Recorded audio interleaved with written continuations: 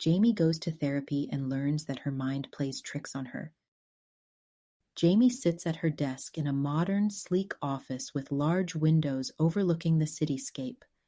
Papers and a laptop are spread out before her, but her expression is one of stress and frustration. It's been 30 days since I've started therapy, she thinks to herself. Why can't I just be normal? These thoughts are driving me crazy. I wonder how long would it take before I start to feel better? As she ponders, her watch beeps, reminding her of her appointment with her new therapist. She glances at the clock and gathers her things hurriedly. Jamie walks briskly down a bustling city street, passing by coffee shops and people in suits. Her pace slows as she approaches a quaint building with a sign that reads, "Therapist." I wonder if he is any good. I liked my previous therapist. I probably should just go home. No, you can't do that, says another inner dialogue. You gotta be brave and face your fears. Remember what the old therapist said? She said that you need to see someone who specializes in CBT because she believes you also have ADHD. Yeah, you are right, replies Jamie to herself. Inside a cozy, warmly lit office, Jamie takes a seat on a plush sofa. Across from her, the therapist, a calm and composed man in his early 30s, sits in an armchair with a notepad in hand. The therapist listens attentively as Jamie gestures animatedly, her face a mix of emotions. The therapist nods understandingly and writes something down in his notepad. After a few minutes, the therapist explains that she is experiencing a very common mind trap called thinking traps, where distorted thoughts distort our reality. Jamie, I can see that you've been dealing with a lot of issues that are out of your control. It's understandable as your work is very stressful.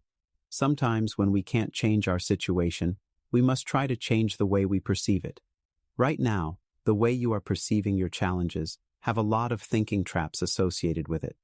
Did you know, our thoughts are like mirrors, reflecting back to us our reality. And just like mirrors, there will always be some level of distortions, because not all mirrors are created equally. For example, mirrors you see in funhouse circuses have large distortions, hence distorting the viewer's image. Our thoughts are similar. When we are experiencing anxiety, depression, and life challenges, our thoughts become funhouse thoughts, and they distort our reality in various degrees. Today, we will be analyzing various thinking traps. Here's a list of common thinking traps we often entertain. The therapist hands Jamie a sheet of paper with a list of cognitive distortions. Jamie looks at it curiously, her brow furrowing as she reads through the list. The therapist points to the sheet and begins to explain, using gentle hand gestures. Jamie watches intently, her expression shifting from confusion to dawning realization. The therapist tells Jamie that they are going to do an exercise where she writes down some of the automatic negative thoughts that goes through her mind, and then together they'll label specific distortions she has experienced. Jamie agrees, but feels apprehensive to share her dark thoughts. Jamie contemplates for a minute and then starts writing a long list of thoughts. After about a minute, the therapist stops her and says, "This is good enough. Let's start with the most troublesome ones. The ones that causes the most emotional pain, and you think about often. Now, let's pause and do some role play. Pretend you're Jamie's therapist, a fictional character with generalized anxiety and ADHD. As Jamie shares the negative thoughts that she is experiencing, your task is to identify and explain the specific thinking traps evident in her statements. Are you ready? Jamie says, "My boss is avoiding me. I must have done something wrong." What would you say in response? Jamie says, "If I don't succeed, my life would be a complete disaster."